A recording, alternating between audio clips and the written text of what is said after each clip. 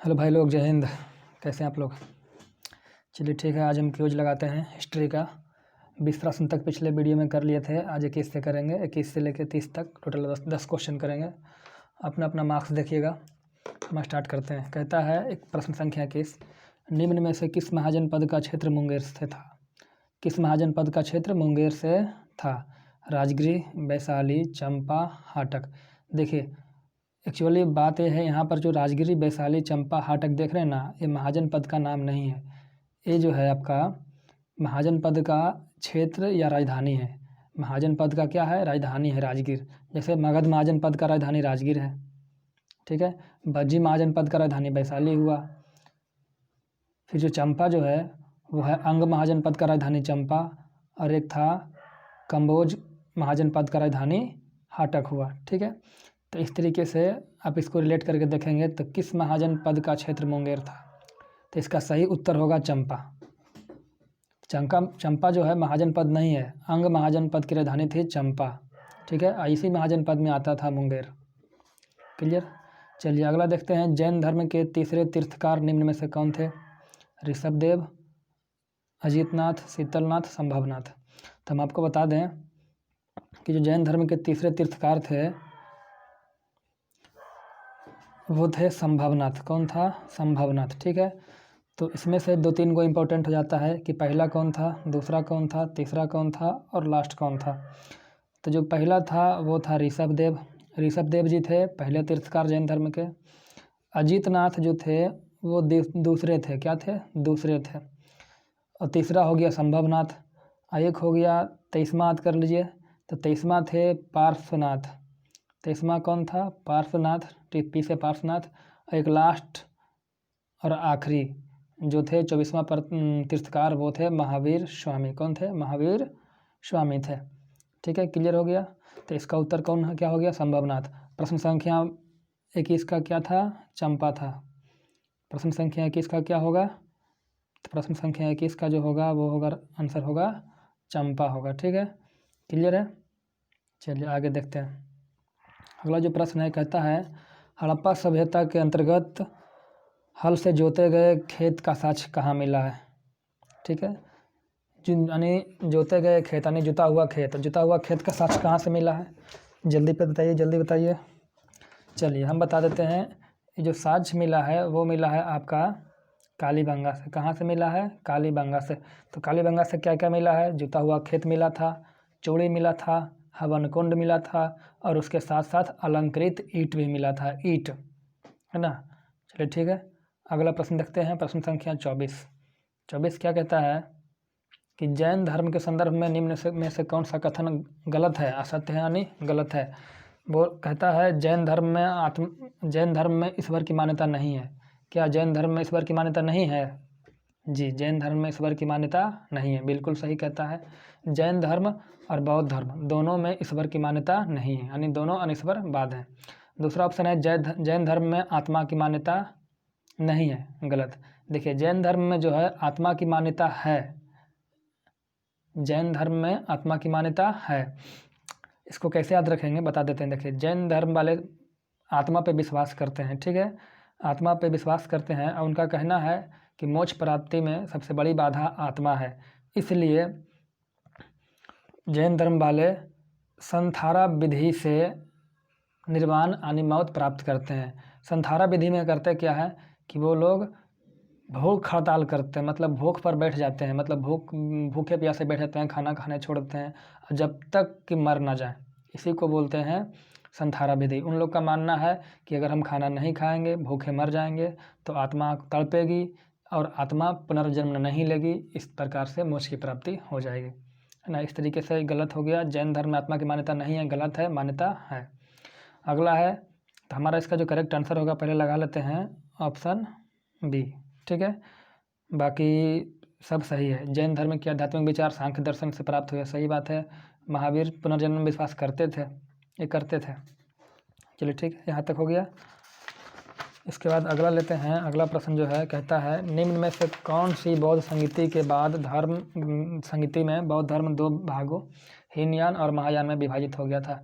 प्रथम बौद्ध संगीति, द्वितीय बौद्ध संगीति, तृतीय बौद्ध संगीति और चतुर्थ बौद्ध संगीति। देखिए कुल मिला के बौद्ध संगीति 4 हुआ था, उसमें से जब लास्ट बौद्ध संगीति चौथा बौद्ध संगीति हुआ था उसमें से बौद्ध धर्म 2 भाग में बट गया था। तो इसका सही उत्तर होगा चतुर्थ बौद्ध संगीति, वो आगे होगा।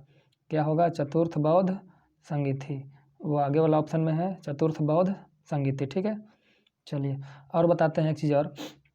इसका पूछता है कि प्रथम बौद्ध संगीति कहाँ हुआ था, कब हुआ था नहीं पूछता है, कहाँ हुआ था, द्वितीय बौद्ध संगीति कहाँ हुआ था, तृतीय कहाँ हुआ था और चतुर्थ कहाँ हुआ था। तो हम आपको बताते हैं प्रथम बौद्ध संगीति जो हुआ था वो राजगीर में ही हुआ था। कहाँ हुआ था? राजगीर में हुआ था। जो द्वितीय बौद्ध संगीति था वो आपका हुआ था वैशाली में, पटना के बगल में गंगा जी है, गंगा जी के उस पार वैशाली है, वैशाली में हुआ था द्वितीय बौद्ध संगीति। और जो तृतीय बौद्ध संगीति है वो जस्ट पाटलिपुत्रा यानी पटना में हुआ था। और चतुर्थ बौद्ध संगीति, चतुर्थ और आखिरी जिसके बाद बौद्ध धर्म बट गया था, वो हुआ था कुंडलग्राम में। कुंडलग्राम कहाँ है? तो कुंडलग्राम आपका कश्मीर में है। कोई दिक्कत? कोई दिक्कत नहीं। चलिए देखिए, कहता है निम्न में से कौन सा मिलान गलत है? गलत मिलान को ढूंढना है। देखिए ये जो द्वैताद्वैत रामानुज ये सब क्या है बता देते हैं। इसमें जो गलत है वो पहला है, द्वैताद्वैत जो है गलत है। इसके जगह पर क्या होगा? निम्बकाचार्य, निम्बकाचार्य। देखिए ये जो द्वैताद्वैत, शुद्धताद्वैत, विशिष्टाद्वैत, अद्वैत जो है ये सब के सब मत है। ठीक है, संप्रदाय के मत है, संप्रदाय के मत है। जैसे ब्राह्मण संप्रदाय और भी संप्रदाय हुए, उन सब का मत है और उनका आचार्य जो है राइट साइड में है। जैसे बल्लभाचार्य, रामानुज, आनंद तीर्थ, इसका क्या होगा? निम्बकाचार्य। द्वैताद्वैत का क्या होगा? निम्बकाचार्य। संप्रदाय के मत हैं और उसके आचार्य हैं, उसी को मिलान करना था। तो द्वैताद्वैत का देखिए उत्तर दे रखा है यहाँ पे, इसको ध्यान दीजिएगा। निम्बकाचार्य इसके आचार्य थे। शुद्धताद्वैत का वल्लभाचार्य, विशिष्टाद्वैत का रामानुज और द्वैत का आचार्य थे आनंद तीर्थ। ठीक है, मत और आचार्य का मिलान करना था। चलिए हो गया क्लियर। अगला प्रश्न है, कहता है महात्मा बुद्ध की सेवा में बिंबिसार ने किसको भेजा था? बिंबिसार ने किस राजवैद्य को भेजा था? देखिए महात्मा बुद्ध की सेवा में बिंबिसार ने भेजा था जीवक को। किसको भेजा था? जीवक को। इससे एक प्रश्न और पूछता है, बिंबिसार ने जीवक को एक बार और भेजा था, बताइए किसके यहाँ भेजा था? बिंबिसार ने जीवक को अवंती के राजा के लिए भेजा था। एक समय था जब अवंती के राजा पांडु रोग से ग्रसित थे। पांडु रोग का मतलब होता है पीलिया, पीलिया में आरबीसी कम जाता है। ठीक है, तो जब पांडु रोग से ग्रसित थे अवंती के राजा, नाम था प्रधोत या प्रघोत। जब पांडु रोग से ग्रसित थे अवंती के राजा, तो उसे ठीक करने के लिए बिंबिसार ने अपना राजवैद्य जीवक को भेजा था। एक बार महात्मा बुद्ध के लिए, एक बार अवंती के राजा के लिए, 2 बार भेजा था। ठीक है, यहाँ तक क्लियर है। चलिए देखिए अगला प्रश्न है 28 नंबर, निम्न में से किस शासक का उपनाम कुनिक था? तो अजातशत्रु का उपनाम क्या था? कुनिक था। अजातशत्रु का उपनाम क्या था? कुनिक। कुनिक का मतलब होता है ज्ञानी व्यक्ति। कुनिक का क्या मतलब होता है? ज्ञानी व्यक्ति। क्लियर है। चलिए आगे देखते हैं। अगला जो है कहता है निम्न में से कौन सा कथन बिंदुसार के बारे में गलत है? बिंदुसार के बारे में गलत है। चलिए पहला पढ़ते हैं। कहता है बिंदुसार को अमित्रघात के नाम से जानते हैं। बिंदुसार को अमित्रघात के नाम से जानते हैं, बिल्कुल सही है। अमित्रघात का मतलब होता है शत्रु विनाशक। बिंदुसार को शत्रु विनाशक या अमित्रघात कहते थे। दूसरा कहा गया है वायु पुराण में बिंदुसार को भद्रसार कहा गया है, बिल्कुल सही है। जैन ग्रंथ में बिंदुसार को सिंहसेन बताया गया है, ये भी सही है। यानी तीनों सही है, इनमें से कोई गलती नहीं है। चलिए इसके बारे में एक बात और जानते हैं। सबसे पहली बात, जो बिंदुसार कौन था? तो बिंदुसार चंद्रगुप्त मौर्य का बेटा था, पुत्र था, पहली बात। दूसरा बात जो बराबर पूछा जाता है कि बिंदुसार किस धर्म को मानता था? बिंदुसार किस धर्म को मानता था? तो बिंदुसार आजीवक संप्रदाय को मानता था। ऐसे आजीवक ऐसे संप्रदाय, बिंदुसार आजीवक संप्रदाय को ही मानता था। ये क्वेश्चन है, ठीक है, हट करके बहुत बार पूछा गया है, इसको ध्यान रखिएगा। चलिए एक आखिरी प्रश्न है, कहता है दशराग युद्ध, दशराग युद्ध का उल्लेख ऋग्वेद के किस मंडल में है? ऋग्वेद के किस मंडल में है? देखिए ऑप्शन क्या क्या मिलेगा? 7वें मंडल, 8वें मंडल और बड़ा कर लेते हैं 9वें मंडल और 10वें मंडल, है ना। तो देखिए ऋग्वेद के 7वें मंडल में दशराग युद्ध की चर्चा है, इसका ऑप्शन सही क्या होगा? 7। 8वें में क्या है बताइए? 8वें में क्या है? तो आप जानते हैं ऋग्वेद के 8वें मंडल के हस्तलिखित ऋचाओं को क्या कहते हैं? खील कहते हैं। क्या कहते हैं? खील कहते हैं, पिछला बार कराए थे। चलिए नौवां मंडल में क्या है, तो नौवां मंडल में जो आपका है सोम देवता का उल्लेख है। किसका उल्लेख है? सोम देवता का उल्लेख है। सोम देवता का उल्लेख है नौवें मंडल में। और 10वें मंडल में क्या है, तो 10वें मंडल में है पुरुष सूक्त। कहा गया है पुरुष सूक्त 10वें मंडल में, ऋग्वेद के 10वें मंडल में पुरुष सूक्त, और पुरुष सूक्त में चतुर्वर्णों का उल्लेख है। चतुर्वर्णों का मतलब वही ब्राह्मण, क्षत्रिय, वैश्य और शूद्र का उल्लेख है 10वें मंडल में। इस प्रकार से हमारा आज क्लियर हुआ 10 क्वेश्चन, फिर आगे देखेंगे। तब तक के लिए